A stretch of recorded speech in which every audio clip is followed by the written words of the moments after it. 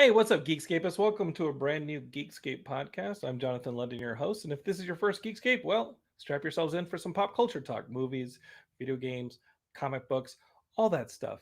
Maybe you came here to find out what Jonathan thought of Falcon and the Winter Soldier. We're definitely going to get to that once the season wraps up this week. I'll be talking to Ian Kerner. We'll have a little special where we go through the whole season and talk about what it means to the MCU. Don't worry, geeks. You're going to get your Falcon and the Winter Soldier talk. But this episode, we're going to be talking a lot of filmmaking. We got a brand new podcast here on the Geekscape network called Femme Regards, and it's all about female filmmaking. It's pretty awesome. My good friends Carolina and Tessa, they host it, and you know what? It's just one of these podcasts that Matt Kelly found, and we talked about Matt Kelly last episode, right? We got a lot of podcasts here on the network now, and it's pretty much Matt being like, "Hey, I want to make some friends. I'll go out and add some podcasts to the network." And it really is great because we have so much diversity here. And it's one thing that I definitely wanted to do. Don't tell IncelBot, who runs my computer, this, but when I was looking for a co-host, especially when I was starting to go live, it was something I really wanted to do for 2020 anyway, was I wanted to start doing a live show.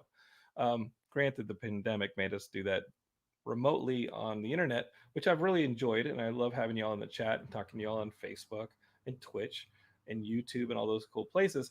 I definitely wanted to, I had circled Katie, and I think Katie's amazing. She's such an amazing co-host. I love doing the show with Katie. But as funny and hilarious as Katie is, I think it was an opportunity for me to be like, hey, let's not have another male voice on Geekscape. Like, you have this stupid Ray Romano looking dude talking all blah, blah, blah, like a Muppet as it is, with my dumb jokes, dumb ideas. And I was totally hyper last episode.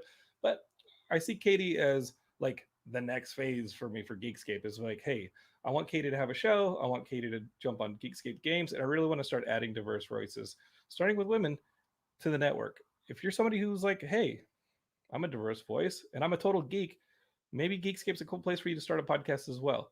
I know a guy who has a podcasting company. His name is Matt Kelly and Chris Fafalios of our own One Hit Thunder. Maybe that's a cool place to start putting your podcast together. But getting back to our guest today, it's really important for me to have a conversation with Matt, and I know he was behind it as well, and say, hey, let's see if we can get more women on the network, right? We don't want this to become a boys' club.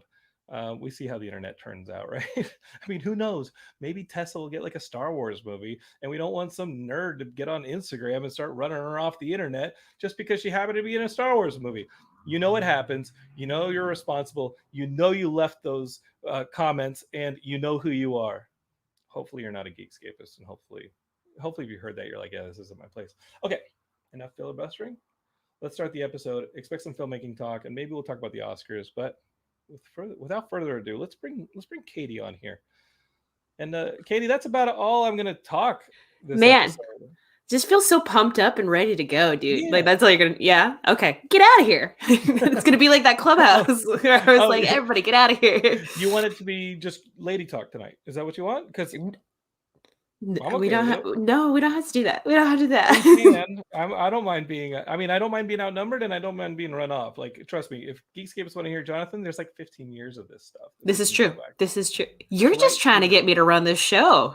Just top to bottom. I get it. I know how managers work. I get this. I get it. Katie, if you have time to lean, you have time to clean. All right. Oh man, did you ever work in a restaurant and hear that? How much does that make your blood boil? Okay, so here's the story, geeks. You'll appreciate this. I worked at a Blockbuster. I worked at my two jobs in high school were a comic book store, and I also worked at Blockbuster. Blockbuster was kind of during the week and weekends, and then during the day on weekends, I'd work at a comic book store. And I had a manager who definitely gave me you have time to lean, you have time to clean. And at that point, I had already gotten into college, and I was like within like 2 weeks of being like like au revoir. And so I was just out of control. And I remember I deserved to be reprimanded because I was just slacking off, and I was at the counter and acting like a cool VHS cool idiot.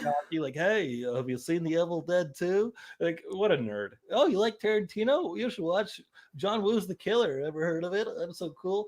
Like, what? I feel like that's a dead-on impression of you younger. Like, maybe last week younger. Like, that's how you spoke. It's only until this episode here today, after 15 years, that you finally dropped into an actual voice. Everything else was just, actually. So my manager comes over and she completely within her right says, "You got time to lean, you got time to clean." And I turned to her and I said, "You got time to cry, you got time to die." I don't know what that means.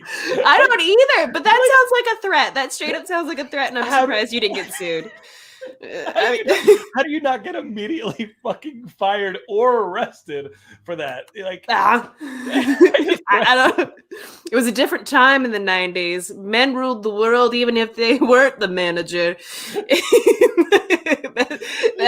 that's your influence, man. As far as thinly veiled threats go, that's not really that thinly veiled. That is just, I will fuck you up. I will kill you if you tell me to clean again. Yeah, I would. If I was a manager, I would be like, okay, let's not bring him back for a shift. That would be my note. I know you got a job to do, but I got a job to do too, and it's cleaning the streets. But first, I'm gonna go over and clean the aisle. Yeah, I wasn't the best employee. I mean, were any of us really when we were younger? I was a dumb idiot. Let's be real. I said a lot of dumb things. I also brought like fish to like the office. Like I was just like, oh, I had salmon last night, and I have some leftover salmon. Big faux pas if you didn't know it and you never worked in an office. You just don't heat up fish in the office microwave. And you know what? Katie, I was imagining you from like the state fair coming in with goldfish in like a Ziploc bag in water. you'd look what I won, you guys. Yeah, like the game where they have like the empty Coke bottles out there and you have to throw the ring on the Coke bottle. And then like if you get like 3 of those things out of 10, you get like a goldfish in a bag. Which is interesting for carnivals because it's like, hey, here's a pet and responsibility for throwing a ring on a Coke bottle. Yeah, here's a life responsibility. It's like, nah, no thanks. So were you like thinking of sharing that fish with your coworkers? No, it's just you. It's the smell. It's the smell that like offends people. So like you just brought it for your lunch. I just brought it for my lunch because the fact that I had fish for dinner the night before was a big deal. Thank you, Trader Joe's, because I was very poor. But like I was like, all right, I'm getting, my mercury poisoning and whatever. And I heated it up in the microwave at the office, and people were like, "Why would you do that? That's the you're immediately thing. The worst. I'm the worst. I'm that popular person. Employee ever." I'm the fish girl, which is not a great thing to have tagged to you, especially as a female. I just want to put that out there. You never want the scent of fish near you or on you. Okay, now real quick, and then we got to bring the Femme Regard kids on. But did you hear this? I mean, you've heard this. I've told this on the show. My buddy Todd has a Steven Seagal story about his birthday cake. Okay, so my buddy Todd, fuck it. What's he gonna do? Karate chop me? I'm not gonna protect his name. Maybe Todd will be killed by Steven Seagal. Really worried about this story. So Todd's a good dude, and he works in post. And he was working like early CGI in the mid '90s when they were working on a movie called Glimmer Man. And Glimmer Man has like one of the Wayans brothers teaming up in an action movie with Steven Seagal. And literally, the post department's job, as far as CGI goes, was to like shave back Steven Seagal's neck. No, with like what? Like digitally make his neck like they had to make him look thinner, right? Yeah. So the jobs we do. Now he looks like Grimace wearing a gi karate chopping people. Like he just looks like we might as well just paint him purple and make a McDonald's karate movie because that's what he looks like. So what ended up happening was Todd works in post and he had his birthday. So he had his birthday cake and they didn't finish it all. And the birthday cake went in the fridge. The next morning, Todd is driving to work, and he's all he's thinking about is, I am going to get a piece of that cake and enjoy it because it's my birthday, and I'm looking forward to it. Steven Seagal was in that day with his crew, right? The crew of like yes men who are like, "Oh, Steven looks great karate shot. Yeah, let's use that other shot of him headbutting some guy." And Todd just is walking in and he puts his stuff down and then goes straight to the kitchen. I'm gonna have cake for breakfast. I'm so excited. It's my birthday and I deserve it. And he walks in and the first thing he sees is the refrigerator door open. The refrigerator door is open, Katie, and Steven Seagal is on all fours like a dog, shoveling cake with his bare hands into his mouth out of the fridge. Why is he on the floor though, but why? No, I don't Also, I love the speed it took that like the door is still swung open and he's like mid-act. I don't know what's happening, but he was so pissed. What was he gonna do? Like, it's Steven Seagal. Like, even at like 300 pounds, Like, he can choke you to death, cake. right? Yeah, he could also buy him a store that makes birthday cakes. Like, I don't know. Like, I would have been like, here's the problem. Here's why I'm probably not allowed anywhere near Steven Seagal, but I would call him out. I'd be like, dude, that's my birthday cake. Yeah, I would. This is what I would have done. All right, Geekscape is because like you listen to Geekscape for a reason. It's because Jonathan is just so cool. That's why you listen to a show called Geekscape. Oh boy. This is what I would have done, Katie. This is what I would have liked to think that I would have done. I would have walked in and been like, hope you made a wish, because it's a death wish. I would have fucking slammed the fridge door on his face and just kept going until he and the cake are one and the same. But you know what? You just wait, and he and the cake were already one and the same. Like, have you seen the dude recently? He's half cake. Here's the new Geekscape goal. We're going to Steven Seagal. We're going to befriend Steven Seagal, reenact this. Hey. And do that scene. It's just this is just I'm thinking long term here. I'm trying to get Geekscape on a route, on the road. Your last birthday. You know, I tried to get my ass kicked by Tyrese a few years ago at Comic-Con when he was like promoting his comic book. Yes. Tyrese was going around selling his comic book for $10, and I hunted the entire floor for him the entire 4 days of Comic-Con just so I could interview him and say, Tyrese, what is this? Oh, it's my comic book. Our good friend Tony Rodriguez did the art, so I had an in. And the whole point of the interview was to get to this line. I was going to be like, oh, yeah, how much are you selling your comic book for? And Tyrese would be like, oh, yeah, here, Comic-Con, it's signed, it's $10. I'd be like, great, you figured out what Hollywood couldn't. How to convince people to pay $10 for Tyrese. And then I would have just waited for the... out of my peripheral vision, you want to be punched in the face? Just wanted his fist to go into my face, and I wasn't going to sue. I wasn't going to bill him with the medical stuff. You would have just seen my broken face with a smile, like falling off camera. It would have been awesome. All right, I'm telling you, we've got a plan. There's things that we need to get done. Okay. You need to say this to Tyrese. You need to get Steven Seagal born. Okay. Great. We've got a plan. I mean, honestly, Katie, what I need to do is I got to get the Femme Regard kids on here. And I'm very excited. They didn't come on here to hear a bunch of false machismo from this nerd in chief. Okay. All right. Tessa, Carolina, let's get in here. Hello. Hey. Welcome to the show. Why, thank you. Oh, by the way, those R's? Yes, you rolled the R's. And I just have to say the whole carnival fish thing, I won one time and it lived for 7 years.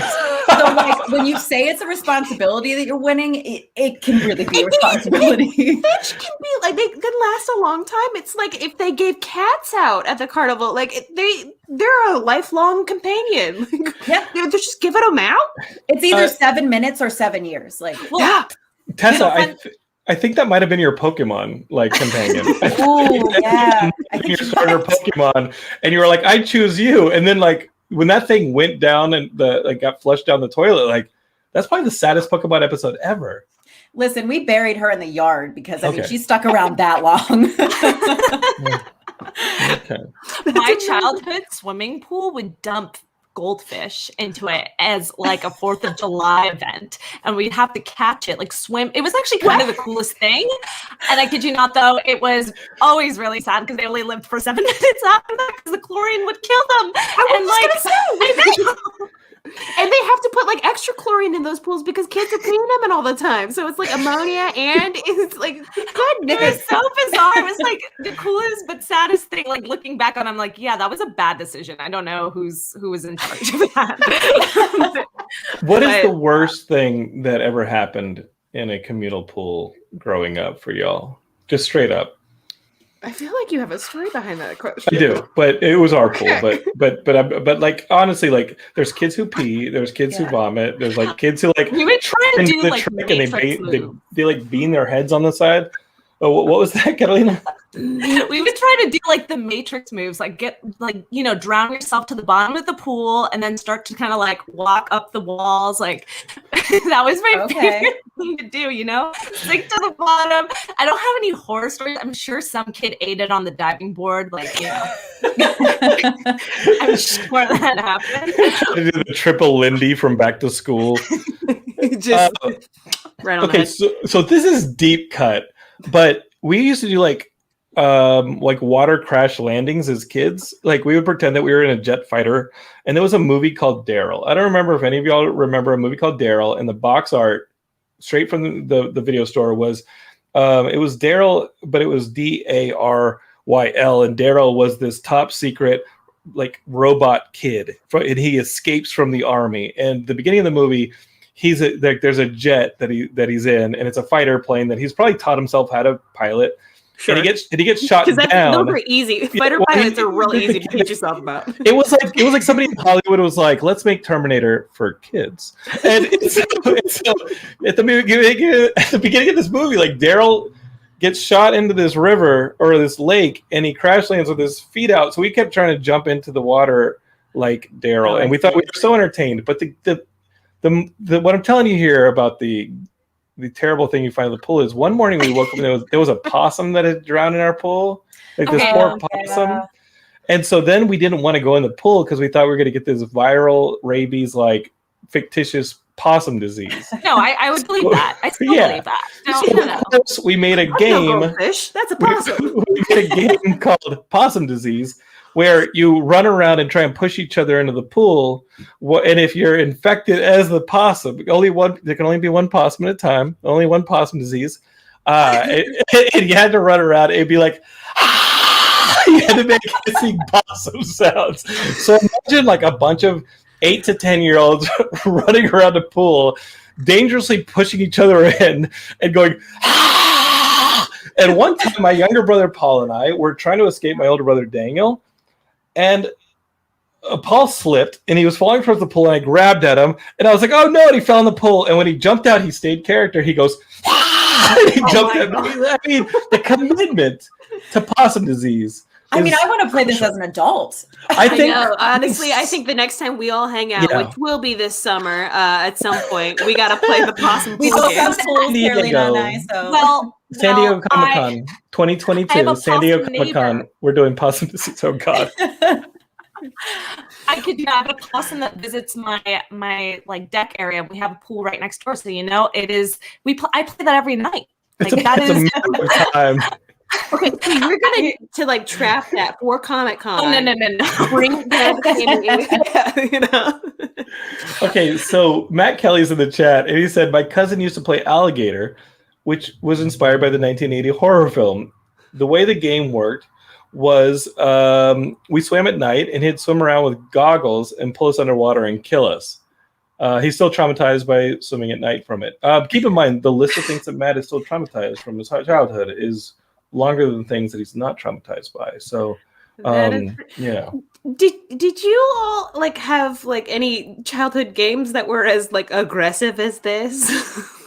We were boys. Yeah, like I remember in like recess, we would play war, which was literally just boys against girls. And it was just chasing each other and like pushing each other. So it wasn't extremely violent, but like people did end up with a lot of scrapes on their knees. Did you ever push a kid down and just be like, you may have lost the battle, but you might win the war or something like you are going to win the war. Yeah, I don't know. I guarantee it happened. Did you ever at any point, Tessa, give a motivational speech to the girls against the boys? I have actually, because we would choose like a captain. And I'm just like a super type A person anyway. So I a lot of times got voted the captain. I can't tell you what the speech was. That I don't remember. But I do remember like all of them gathered around and being like, we're going to get the boys today. Oh my gosh. Yeah. You're like, this may not survive the Bechdel test, but today, ladies, we will take the boys down. I would be there for it. I would be your hype woman for that. I just want to see Katie clotheslining 12-year-olds at this point. Yeah. Maybe we can arrange that for Comic-Con 2022. I know that Matt Kelly is playing Possum Disease with us. I know that is a fact. We're doing that.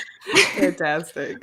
I think in Comic-Con news, and this is Geekscape, is I thought this wasn't news, but Comic-Con canceled their November Thanksgiving weekend convention. They were going to do a mini convention called the special edition or the secret edition, limited edition. And everybody pretty much came out with an outcry being like, that is a terrible idea. It is Thanksgiving weekend. And as an exhibitor at Comic-Con, I wasn't going to exhibit it. I was probably, I could have gone down and be like, walk around on Saturday or Sunday and check things out. But exhibiting on the weekend that like you can't even get celebrities down there. They're celebrating Thanksgiving. I don't know if that's how you want to go back to Comic-Con. No one wants to go. You want to go when it is hot as shit out and no one's wearing deodorant and you just want to see your favorite people doing their panels, but you among can't like 10,000 other people. Yeah, exactly, pressing on each other, and then just you happen to go into some kind of exhibit or whatever. No, you want it in the summer when it's gross and sweaty and smelly and all the possums are out. You just made it so unappealing that I think that we have to change our entire branding strategy. I can't tell you how many times I've been like, I want to hand out deodorant. Yeah, Geekscape is, here's what's going to happen. With like branding on it. Here's how we're going to get you. This is how we're going to make the customers. Ready, Katie? Because I want everybody to come to Comic-Con and we'll figure out how to make it work. Comic-Con 2022, the big celebration. Come by the booth. Like Katie says, it's going to be hot. It's going to be crowded. You're going to be on your feet all day. Matt Kelly will give you a foot rub. Oh, yes. Matt. What do you think? Matt Kelly gives you foot rubs at the I'm booth. Yeah. And then at night, for him to do that. we play like 50-person possum disease. And as Matt says, let's play possum in the hot tub. A little steamy. Playing possum in the hot tub. You can at least cook it. Heidi Cox will tell you, I don't need any excuse to play possum when it comes to that. Okay. All right. So like I'm always kind of flatlined. What is this show? Y'all wanted to come on and talk about female filmmaking, and I'm sorry. He's still on Steven Seagal and Possum.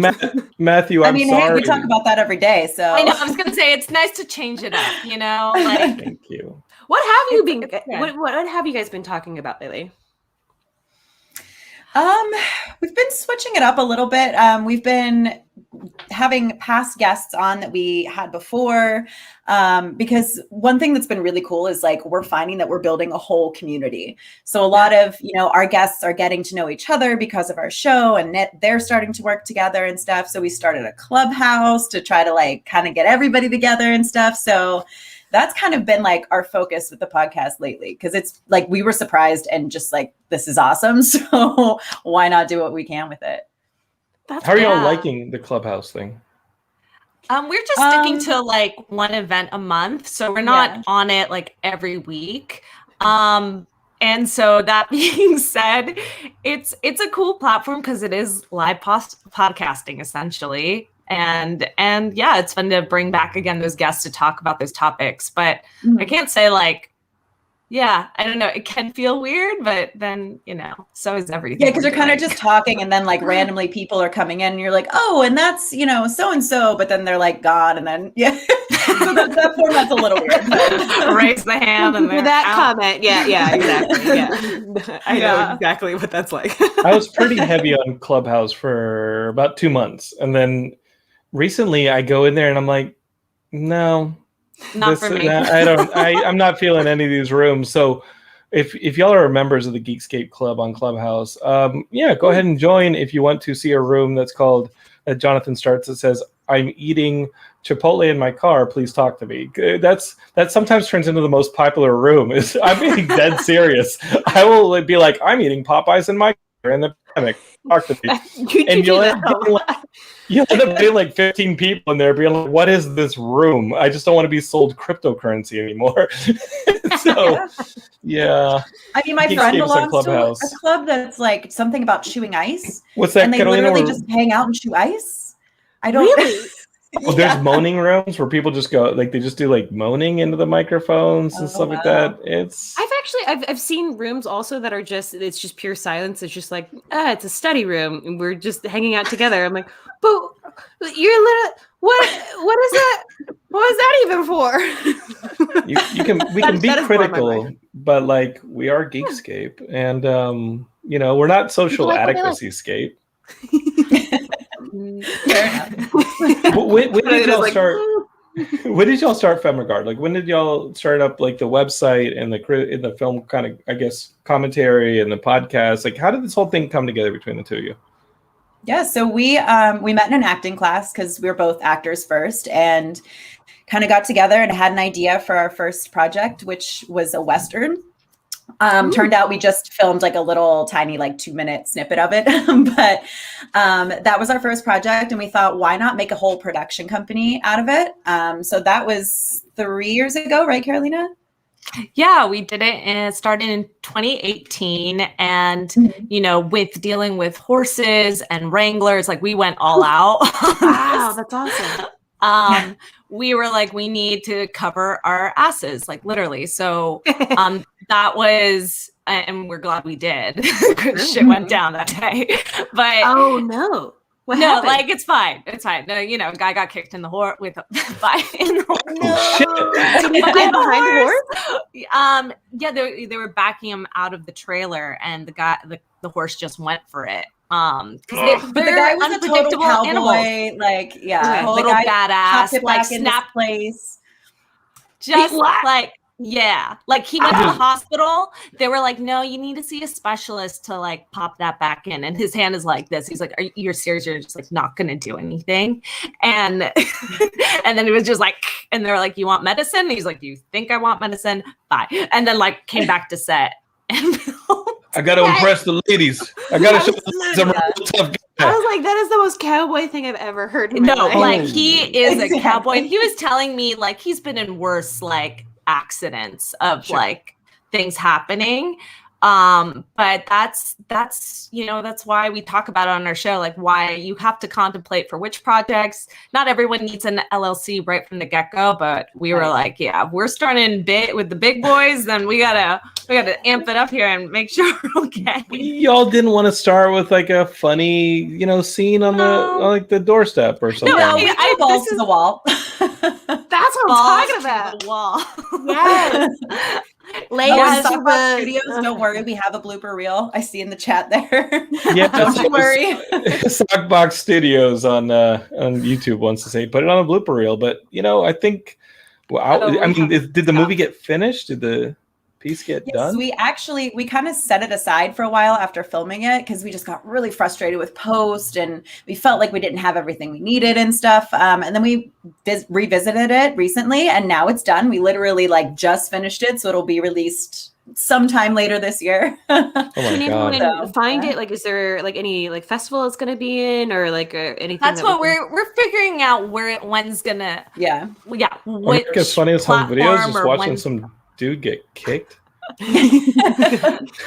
Hey, yeah, we have a great clip of a cowboy, like one of the other stunt men. His horse just like at one point had it and just took him down the mountain, riding him backwards. It was insane. And then our favorite little mishap that ended up being an awesome shot was Tessa's horse turning around when she was shooting a gun. It's like literally like shooting backwards on a horse. She's shooting backwards like a real cowgirl. She is. It's gonna be good.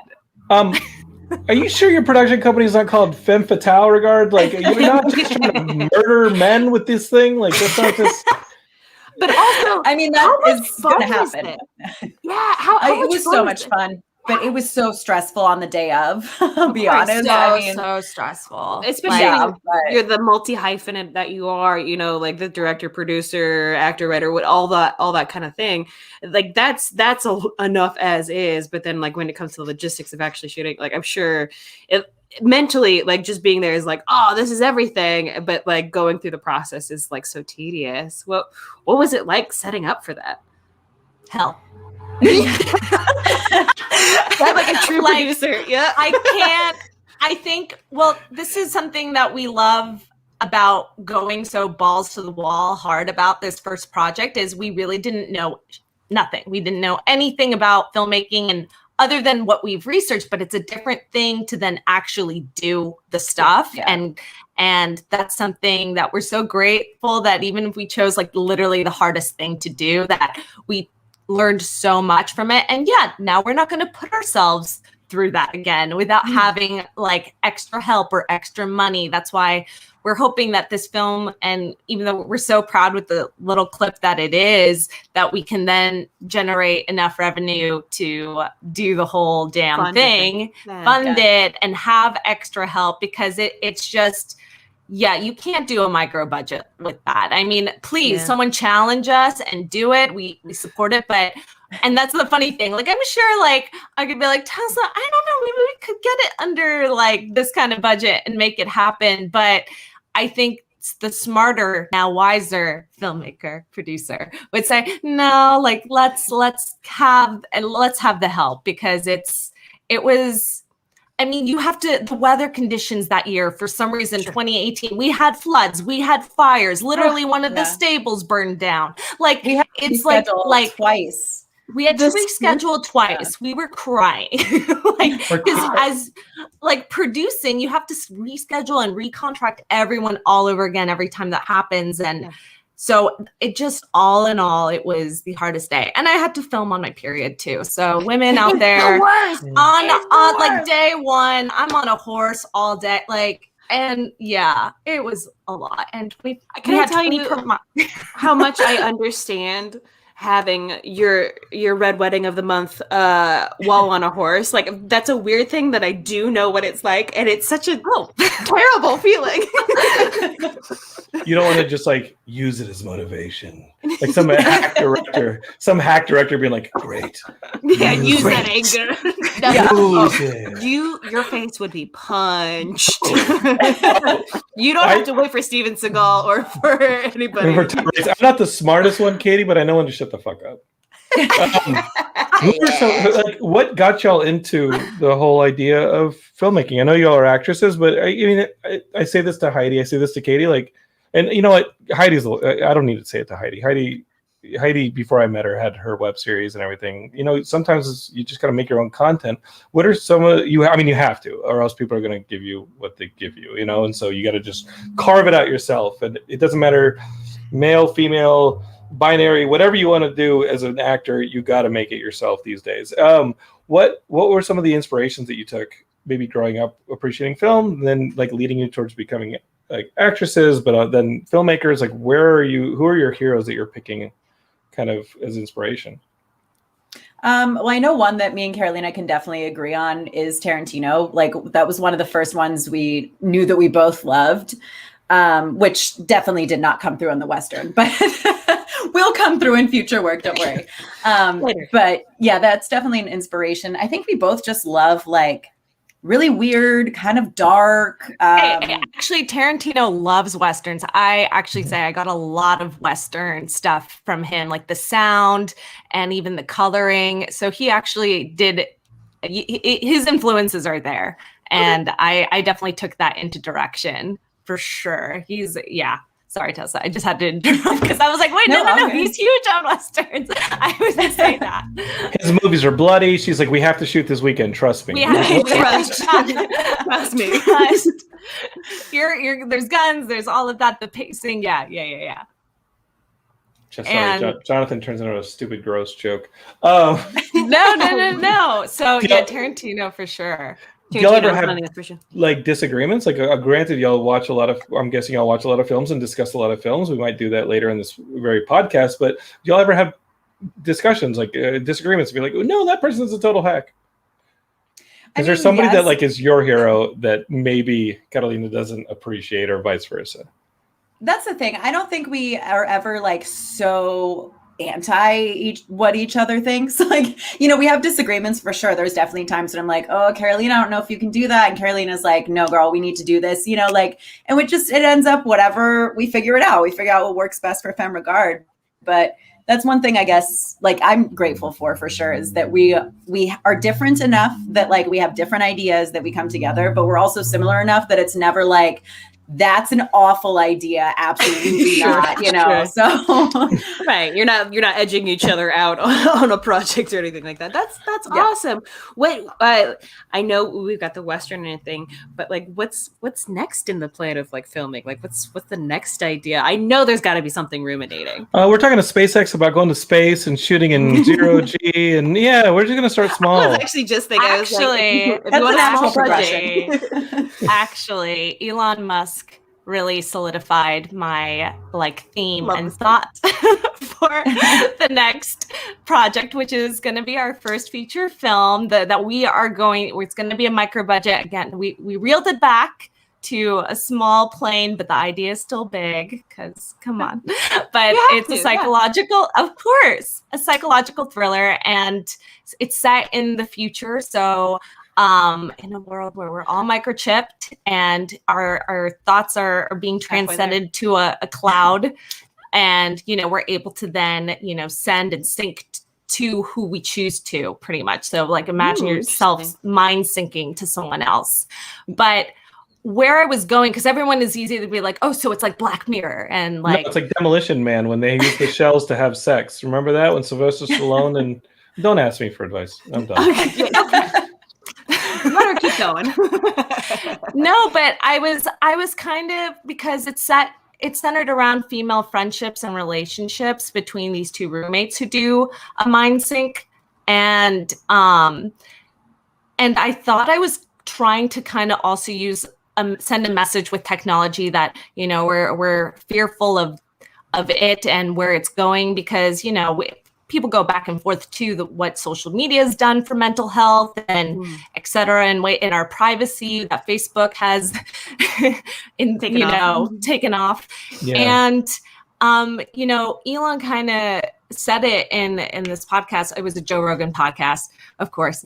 4 hours long. I was out. Yeah, it's a famous episode. Yeah. I was just gonna say, if there's anyone who I would peg for a Joe Rogan listener, it definitely. Yeah. No, I'm kidding. Hey guys, but I loved that he was like, I wouldn't mind if there was some sort of like FDA like regulated thing on technology. And at first I was like, that's weird. I would never even think he would say something like that.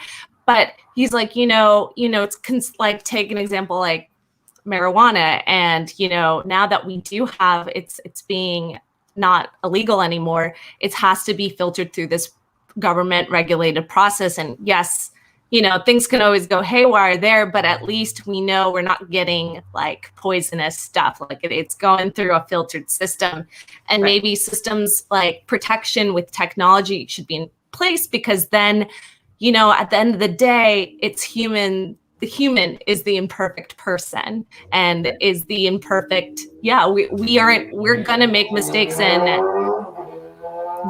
someone's driving a race car back there. He's that's my gang. That's my trying to go for the Fast and Furious motif. Yeah, that's Vin. He's like, yeah, get in the car. I'm not getting in the car. Drive around the block a few times. Just driving around. But that's where I was like, aha, yes, it goes back to my characters who are the ones that are imperfect. And, the technology, maybe a version of that isn't such a bad idea if it helps, someone not feel alone or understood better. But we need to like go back to then understanding the core that, not everyone's a perfect human. No one's perfect. And some people are not actually a good, like they have their own, I love that. It feels like it's like a bit of a twist on the singularity model, we should be afraid of the singularity happening. But it's like, it's a little bit more like when the internet was birthed, like we're starting to understand bigger ideas, other cultures, like opinions from different, but this is like a little bit more mind meldy Star Trek. I like it.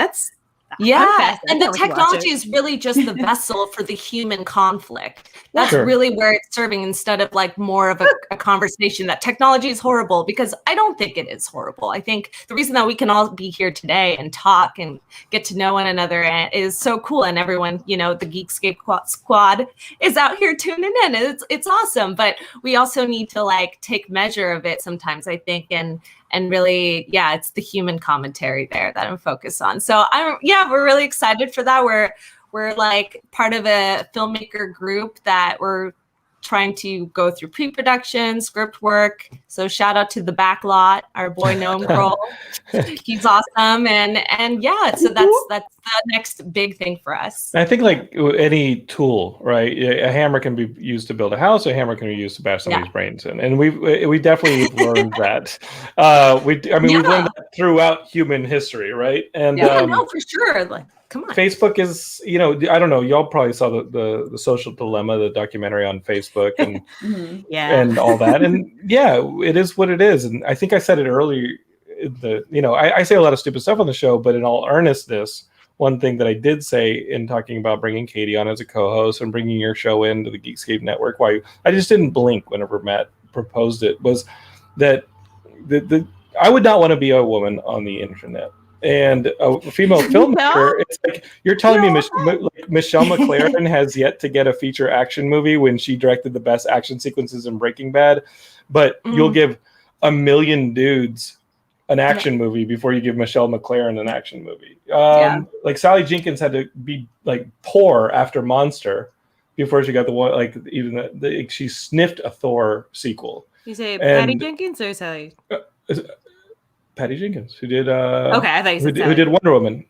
Yeah, Patty Jenkins has gone on record as saying like when Monster was going through her Oscar nomination tour, she couldn't afford to like go to dinner to celebrate. Like she was paying off AFI loans, and because she had joined the DGA, she could no longer go and she couldn't actually union rules touch a camera, but she had made her money as a camera operator up to the point of directing Monster. So she was in this weird place where she had all this success critically, but financially, I still got to pay those loans that got me to this point. So I don't know what the solution is, and it's definitely.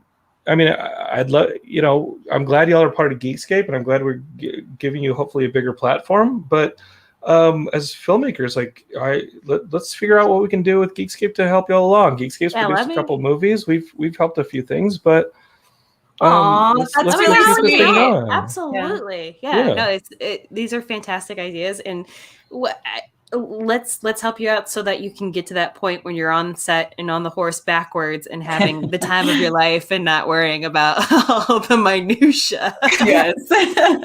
Yeah, exactly. And that's what's been so great about like our podcast is connecting with the other women that we brought on the show, because now we're like, cool, now we know who we can help hire and like promote, move that forward. So that's something that's really important to us, and also why we said we started the production company to cover asses, but our really main thing is to tell women's stories through the female perspective and to hire women in front of and behind the camera.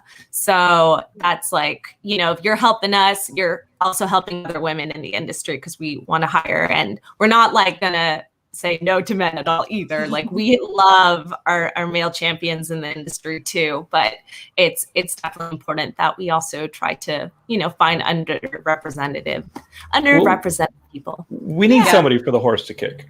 Yeah. You need that cowboy. Yeah, let's figure that out.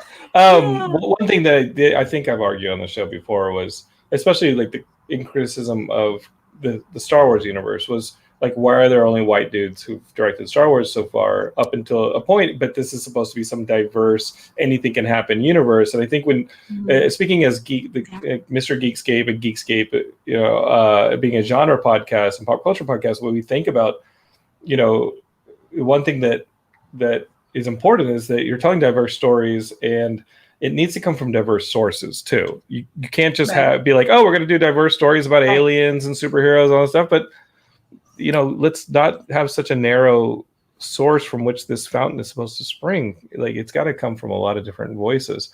What are some of the best movies this year? And let's talk about a little about the Oscars. I know we haven't watched all the Oscar movies. We can't really sit in theaters too much. I think that some of the best movies were like directed by women. And I thought Nomadland was phenomenal. Did y'all get a chance to see Nomadland? I have. Carolina hasn't, but I didn't really know what it was about, I guess, when I first started watching it. I just heard like, oh, this is amazing, you have to see it. So I didn't really know what I was getting into, and I was just blown away. I was like, wait, this, I mean, it's not a documentary, like, because these are actors, but it felt so real. It was crazy. And it was such a, like, I love those little slice of life movies where it's like, really not even a lot happens, but you're still so like drawn into it just because of the characters and like the circumstances and everything. So yeah, I thought it was so good.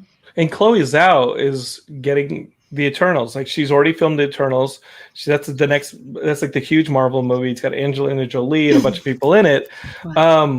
She's definitely gonna be one of those people who it's like, oh, what has she done before? And some Marvel fan's gonna watch the Eternals and love it, and then turn around and be like, what? She did Nomadland like this movie? But I kind of love that. I love that Marvel is picking like really critical and well-educated filmmakers to put together their superhero movies, and it's not just like it's not the inside of a 1990s comic book store. Yeah. And especially right now too, when they're like making all the changes, that it's like the perfect time that, well, let's make those changes behind the camera too. So yeah, exactly. I'm excited to see what Marvel's going to pump out. Like, I know they have everything announced, but like, I'm excited to see what's going to be different and new and exciting with it all. So along the trend, did y'all see Promising Young Woman? It's one that I haven't gotten to, but I heard it's awesome. Amazing. That was one too where I didn't know what I was walking into, and it totally kind of starts off like almost Tarantino like, where you're like,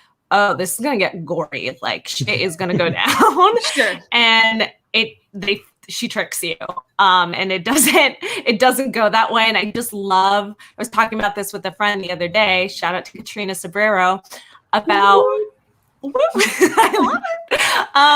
That they do such a good job of keeping it light with some like the main actress. The writing's hilarious, but it touches a really like strong, tough topic to just like talk lightly about.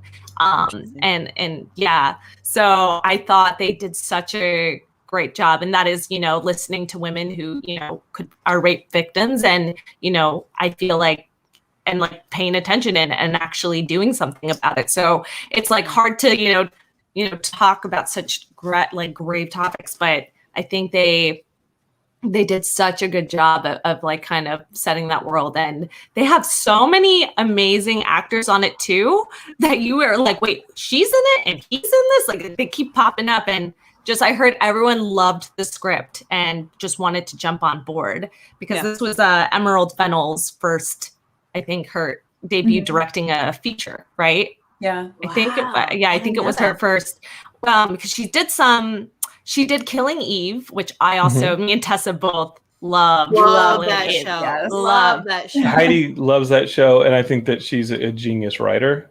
I just haven't sat down to watch it. Obviously, I've watched Fleabag. Fleabag's phenomenal. Yeah. And I love that she got added to Indiana Jones 5. As an actress, right. I she forgot got added about to Indiana Jones 5, and people are like, Phoebe Waller-Bridge is what? Who's she gonna? Phoebe Waller-Bridge, and people are like, who's she gonna play? I'm like, okay, let's bring back Mutt. Is that what you want? Like, I mean, no offense, but like, I think she's talented, and she's very talented. If you hire an actress like that in front of the camera, she can't help but help you out with the script a little bit. You know what I mean? Mm-hmm. Like, she's gonna read that script, and she's an incredible writer. Fleabag is on it. Fleabag and Killing Eve are phenomenal. Yeah. I haven't seen Fleabag, so I'll have to tune into that. Oh, yeah, you definitely have to watch that. Here's my one thing with it. Go to season 2. Just watch season 1, but like go to season 2. Like make sure that you get to season 2, because I was kind of meh on season 1. I'm not gonna lie. I was for real. I was just like, all right, yeah, I get what this is. I understand. Season 2 hit, and I was like, ooh. Well, see, Katie, you are a much more distinguished individual than me. Really? I Me and my simply, Ninja Turtle shirt. Yeah, totally. I this and I was like, oh, they're gonna be some fucking. That was my approach. I was like, they're gonna be some sex in this show, and I'm here for it. And that's what sells for you. Sex sells for you. You know what else? Welcome to Geekscape. It doesn't hurt. It doesn't hurt. You know what? The show just from off the bat was hilarious. We got a couple of other movies. I really, really love Sound of Metal. I think that Sound of Metal on a performance production size, it really did a phenomenal job. creating that deaf world. Not that I'm deaf, not that I mean, my audience is now deaf, but just creating that, I guess, that sphere of losing your hearing and the soundscape, I think, was so impressive. It was heavy. It was a very sad one. So get ready. It is amazing, but it's a sad one. You're like, oh, my heart the whole time. Yeah, Riz Ahmed even could get some kind of recognition for the performance because it's incredible. And you know what? You are forgiven for the Venom movie. Like we're good now. Riz, we're good, baby. We're good. We'll just pretend it never happened. Yeah, that's the thing. We don't even have to talk about that movie. Yeah, Riz is paying his mortgage, man. He ain't worried about no Venom. He's doing it. Cash that check, baby. Cash that check. Trial of Chicago 7, I thought was great. I didn't see that. It's a good one. It's another, like, it's a heartbreaker type of movie. It's just, it's really cool to see the entire process and see everybody's side of all of the story. It's fascinating, but it's a heavy movie. It's a heavy movie. You got to be there. Yeah. The movie I didn't see that I wanted to see, and it's not up for Best Picture, was Land by Robin Wright. Did y'all see that one where she goes off the land and she like moves to like rural Colorado in the mountains and she tries to live off the land after the death of her husband and daughter? And she directed it. So I was really attracted to the idea of that movie, and the trailer looked great. I'm gonna check that one out too. Yeah. Female director too. Robin Wright directed it. She's the lead and she directed it. Wow. Yeah, shit. yeah. It might be That's about awesome. like her wanting to go post Sean Penn, like in her life, like a hard reset. I'm gonna meet Damien Bashir in the mountains of Colorado and live off the land. Which I guess from the trailer is kind of what happens. Damien Bashir is in it as well, and y'all know him for your Tarantino love of Hateful Eight. He's in that one. Yeah. And Robin Wright, man, everything she's in, like, she just steals the show. Yeah, she hogs the screen, and what a wonderful and powerful actress! Like, this is amazing. Yeah, Jenny. Yes. I know, from Jenny to like House of Cards, like it's what a such range. a difference. Yeah. Are there any movies that y'all saw that were like, hey, this needs recognition, whether or not it's going to get it on Sunday at the Oscars? So are there any that you were like, oh, people are talking about this, but we're talking about this because it was really good? You want the audience to turn on it. I have one that's a show, not a movie. Sure, yeah. But I had watched it shortly after Promising a Woman without realizing they were kind of the same premise. Was I May Destroy You on HBO Max. It was, oh my God, like same kind of idea. Like it's about like date rape and stuff like that. But it is so dark and so messy. And so like all the main characters are like, you can relate to them in ways that it's like, oh, that's what I hate about myself. Oh, you know, like, wow. Yeah, it is so dark, but it is so good. I have heard about this, and I've honestly, like, I've been curious, but I haven't watched it for this very reason, because I'm just like, I feel like, especially like coming out of the pandemic and everything, I'm just like, I'm so not in a place to be ready for you have to be in a place. Yeah, you have to. Yeah. How about you, Carolina? Did you like witness anything that you're like, you know what, this isn't getting recognition that it deserves, and I love this freaking movie or TV show or trade paperback? Well, just a shout out to another pod on the Geekscape network. My favorite episode of podcast. Shout out. No. Shout it out. Shout that. I was waiting for the backup. He was on the last episode talking about Ted Lasso, so hopefully you Geekscapists picked up on the show after Katie guested on it, if not before. Yeah, she we talked about my favorite show that I think is kind of underrated, because they didn't even see it before. It was Succession on HBO Max. Mm-hmm. That is my fucking show, and I'm waiting for season 3 to come out. I hope that it comes out soon. I think they are in production currently for it. Yeah, so I'm like, oh. I think one of the actors posted a photo of him in front of like the big office building that is supposed to, you know, the big setting is the Roy. Yeah. And that kind of went viral online. Like, oh shit, they're going back into production on season 3. And I mean, one thing is when you look at the Oscars coming up. They're keeping it to like 3 hours. All the musical performances are happening before the official Oscar ceremony to kind of keep it small. There's no host. They're kind of just clipping through it. There are a lot of movies this year that are kind of grim movies. Like Minari is not an easy movie. Judas and the Black Messiah is not an easy movie. And you're watching this, and I just am looking through this. I'm like, wow, these movies are really serious. Where's Hubie Halloween when you need it? Like, where is Halloween? Adam Sandler saved Halloween? And you have no gratitude to what Hubie Halloween did to protect Halloween. Katie. Listen, I appreciated it. I watched it quite high and it was hilarious. So okay, there we go. That's how you do it. Okay, good to know. Good to know. That's why I loved Promising Young Woman. Again, I feel like they were able to put in the comedy so you weren't like, it wasn't just like heartbreaking the whole time. And you need that. You need that in these kinds of deeper movies to kind of bring some kind of levity. I mean, maybe not as much, but like it's fascinating to me how people use humor in drama in order to bring that sort of like distance that you can have from these deeper, darker topics. Like Cake was such a hard one to slog, but I was like, I mean, it's an Oscar nominee. It was just like, I was like, yeah, but this is a tough movie. Yeah, I mean, just have a dude get kicked by a fucking horse. That's what everybody likes that, no problem. Man, no. People are going to be terrified to film with us because they're going to think they're going to get kicked by an animal. You know what I mean? Like, this next one, we can't have that message out there. On the next one, now we know what we're doing. You're going to Neuralink scan me into the fucking Matrix? I'm not doing your movie. Absolutely. Shoot me up with the tech. I'm in. I already got my vaccine. So. I mean, if you got the vaccine, then, On the last episode, I got that chip. About Katie went in for one vaccine.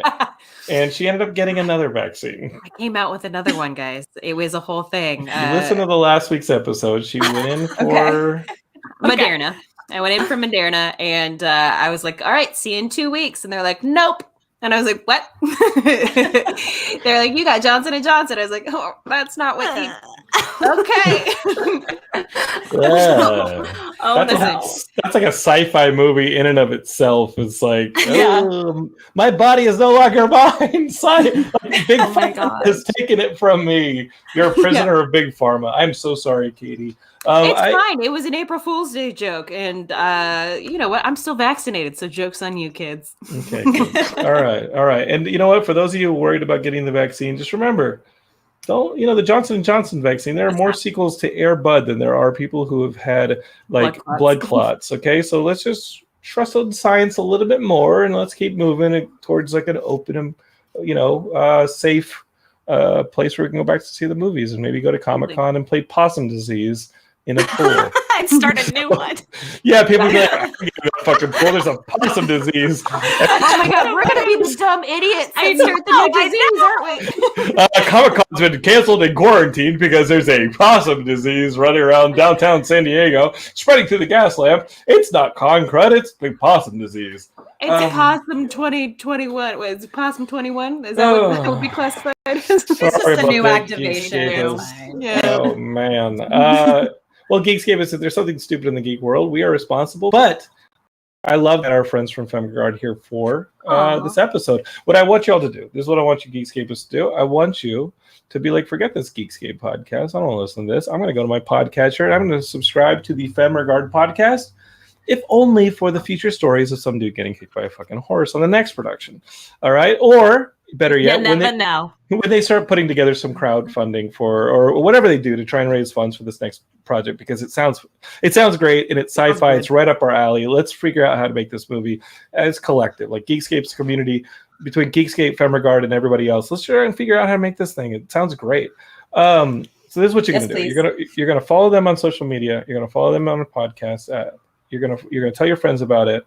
And I mean, other than that, follow Katie. She's really funny. And I'll be retweeting. I'm like already like, okay, I'm gonna follow them right now. I can't be looking at my phone while we're on the live podcast.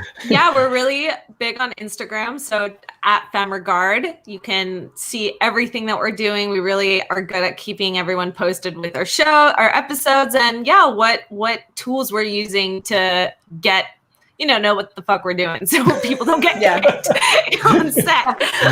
No one's getting kicked on their set, but I do need that to be like the production, like video before your movies open up. It's just like the guy getting kicked by the horse, and then it just like zooms out. Yeah.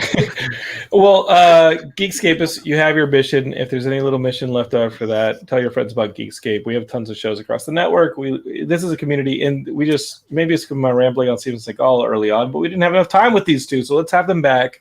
Yeah, thanks for coming on the show, everybody. Is that cool? Let's wrap it up. Yeah, thanks for having us. We were excited. This was great. I asked rhetorically because I think one of y'all is going to go get a vaccine shot and have an appointment. So getting chipped, guys. Just double check before you go in. Just double check which one they're getting. Which one are you giving me? Is this the Russian Sputnik 5? Is that what I'm getting here? Amazing. Okay. Just pure ketchup. Pure ketchup. Is that what it is? Okay. I mean, really though, you got the good end of the deal because now you don't have to go back. I don't have to go back. You might get a blood clot, but hey. There's more of a chance of me getting a blood clot on my birth control medicine than it is for Johnson & Johnson. Sorry, Katie, you can only post one Instagram about this. That's the big drawback, is you missed out on the social event of the year. Okay, so dang it. Yeah. All right, Geekscapists. All right. Thank you for joining us this week, and again, subscribe to Femme Regard. We'll be back next week with a brand new podcast. All right, enjoy. Talk to you later. Toodles. Thank you. Bye.